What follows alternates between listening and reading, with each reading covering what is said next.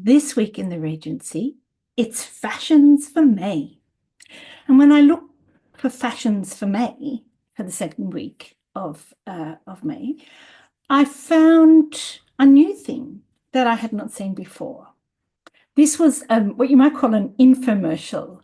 It looks like it's an editorial because it's from Belle's Weekly Messenger, and people say in it are saying things like, as our fashionable readers are, so it's the supposedly Belle's Weekly Messenger talking to their readers, but it's clearly an ad. So an infomercial back in 1819. Fashions for May, a new invented straw hat made from the beautiful tissu de paille and so much worn in France, has just been introduced in the higher circles here, and from its extreme lightness, elegance, and novelty will be all the rage this season.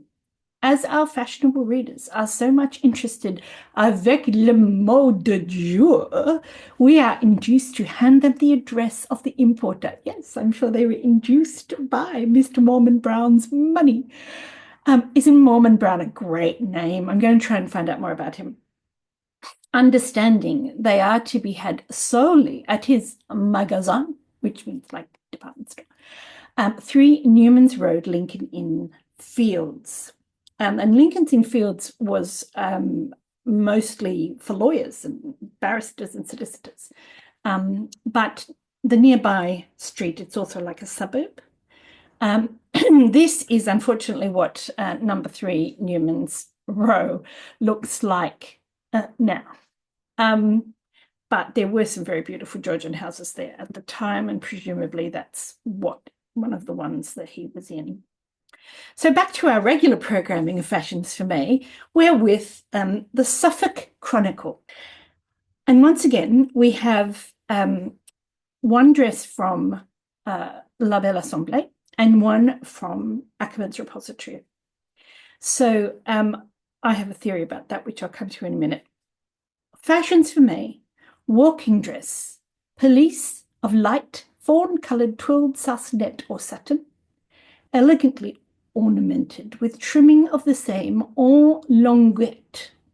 Now, a longuette is a tongue, a little tongue. So it's one of these kind of wavy things. It looks like a wave to me, but each longuette beautifully ornamented with a rich yet light trimming of pink and black, with ornamental buttons, large promenade bonnet of light fawn-coloured, trimmed to correspond with the pelisse, and worn over a cornet of fine lace. Fawn-coloured satin sandal boots. I'm not sure exactly what satin sandal boots are because you can't see them. And Limerick gloves. Limerick gloves are clearly very in at this point.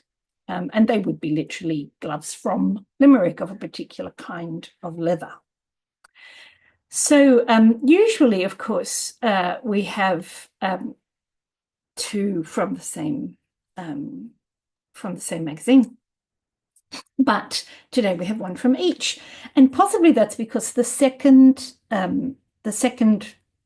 fashion for May in La Belle Assemblée was this very pretty opera dress, and perhaps the editors of the Suffolk Chronicle felt that there weren't that many of their readers who were going to go to the opera soon. So they went off to Ackermann's and they found another morning dress. So walking dress, morning dress, it's very hard to pull the 2 of them apart. The walking dress is sometimes a little heavier. That's about all. A round dress composed of jacquard muslin. The skirt is full and trimmed at the bottom with a piece of muslin drawn into 6 easings with pink ribbon. A row of buttons is placed above them, and it is surmounted by 3 easings to correspond. Now, if we have a little look at the details on this, I don't see 6, and I don't see buttons, so I'm not quite sure what's going on there. The body is high. There is a small collar, which is eased, and a pelerine is affixed to it of a pretty novel description. It is double. The lower is rounded, trimmed with rows of easing and edged with narrow lace. The upper part is pointed and trimmed to correspond. Now, a pelerine is a little cape, So possibly underneath that, I think that the pelerine is this, in fact, the novel description is it's a very long cape. If you see the overdress she's got on, I think that's the pelerine. And its collar pops out at the top, is that kind of ruff that we have there. And that is where, as usual in these things, the newspaper stops. They only give about this much space. But I went back to La Belle Assemblée and I went back to Ackermann's, and I found that the description keeps going. The spencer worn with this dress is composed of green gros de Naples. I don't know how you pronounce it in French. Gros de Naples. It is made to fit the shape exactly. The bust is displayed to advantage by a small low-plaited front attached to the high one. I had another look at that image. I'm not sure that a full-breasted woman would be very comfortable in that dress. I'm not sure women generally would be very comfortable. It seems to be hoiking you right up. But perhaps it gave support. It might have been extremely comfortable. Let's look at the headdress.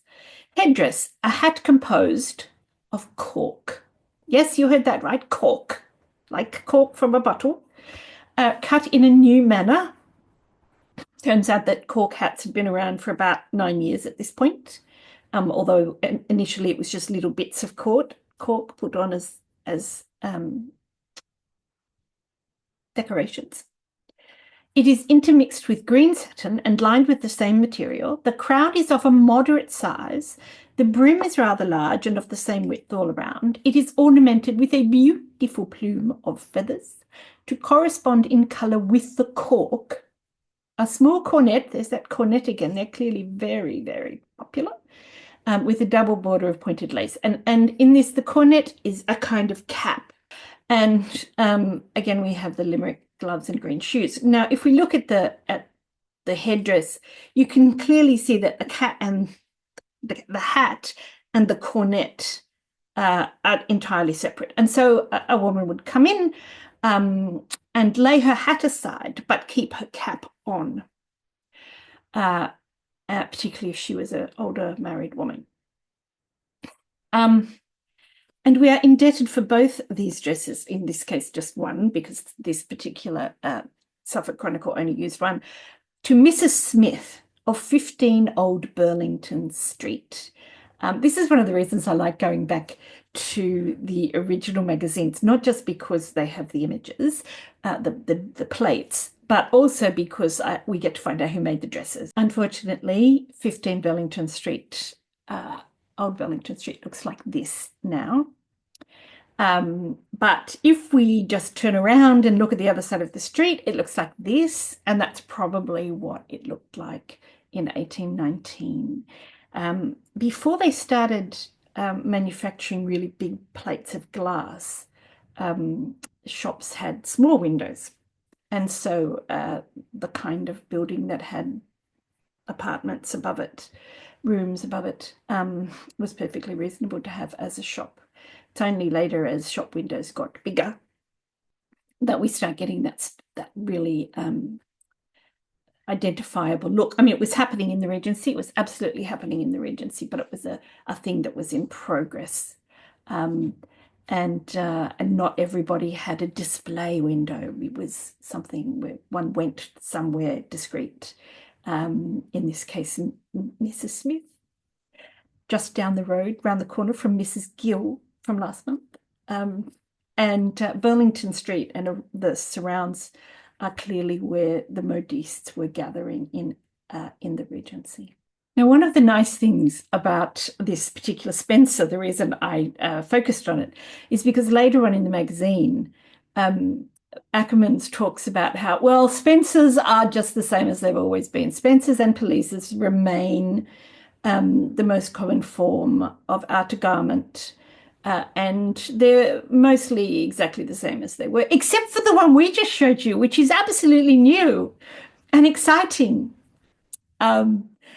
So they were getting really tired of the same kind of Spencer. And there's only so many ways you can make a jacket. And this was the new way. So it's all about being new. That's this week in the Regency. I'm Elizabeth Layden. I'll see you next week in the Regency.